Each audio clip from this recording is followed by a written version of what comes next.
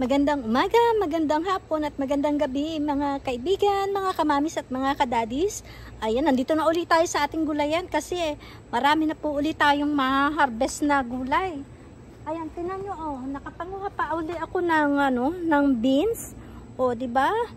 Ayan, at ngayon po ay ang dami na uling sitaw na pwede nating kuhanin kasi kapag hindi pa po natin yan kinuha ay gugulang pa. Kaya kailangan kuhanin na natin para hindi sila gumulang. Ayan, sandali lang. Kukunin ko lang. Ayan, sitaw kukunin ko na to ha. Kasi magulang na. Ayan, salamat. Huwag naman na yan. Ito na lang muna mga malalaki na talaga yung ating kukuha.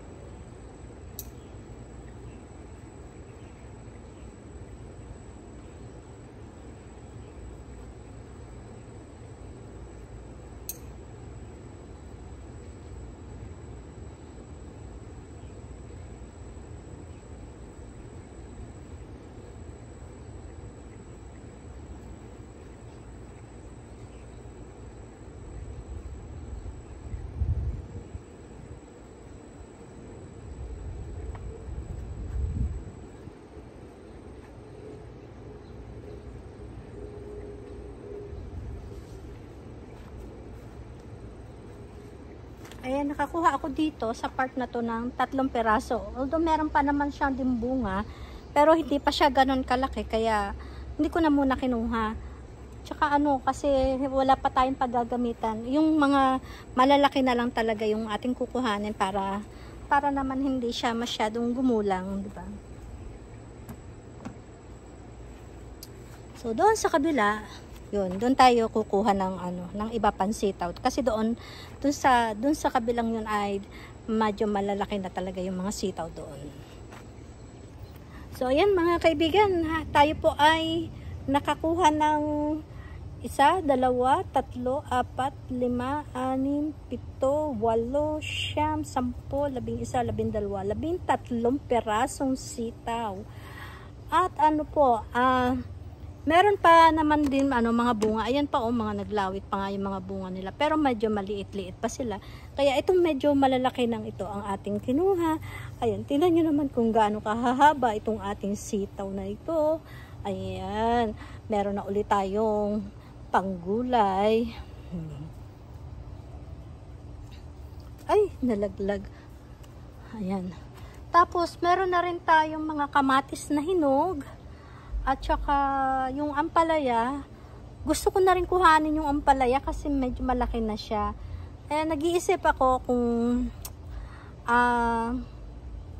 tamang-tama, pwede tayong magpakbit kasi meron akong kalabasa, meron akong talong, tapos yung ampalaya natin. At itong sitaw, pwede na tayo magpakbit. Di ba? Magpapakbit tayo para bukas. Kasi kanina, nagluto tayo ng kare-kare. So, hanggang mamaya pa natin yun iuulam kasi medyo madami-dami din yung naluto natin.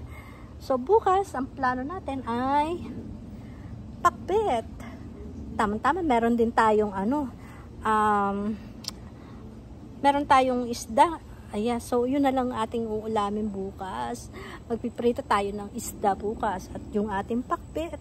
May sariwa tayong sitaw at sariwang ampalaya para sa ating pakbet.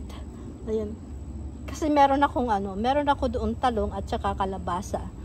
Diba? Bongga yung ating gulay bukas. Ayan. So, papakita ko sa inyo bukas yung ating lulutuin na na pakbet. Ayan. Ang saya-saya ko talaga. Diba? Kasi nakakatuwa talaga pagka tayo ay nagtatanim na ganito.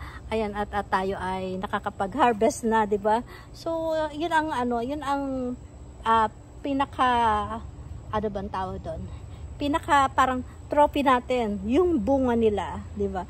Hirap man tayo sa ating pagtatanim kasi ilang buwan din natin silang aalagaan, aalisan ng mga damo-damo, aalisan ng mga tuyong dahon, tapos araw-araw lagi natin didiligan, lagi natin bibisitahin yung ating mga halaman.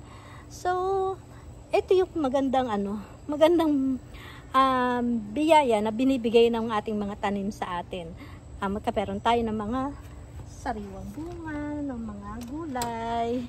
Ayan pa, ang ating beans. Nakapag-harvest na uli ako ng beans. Diba? Ang dami ko ng beans. Ayan, so, ayan po, ang mga kaibigan, mga kamamis ko at mga kadadis.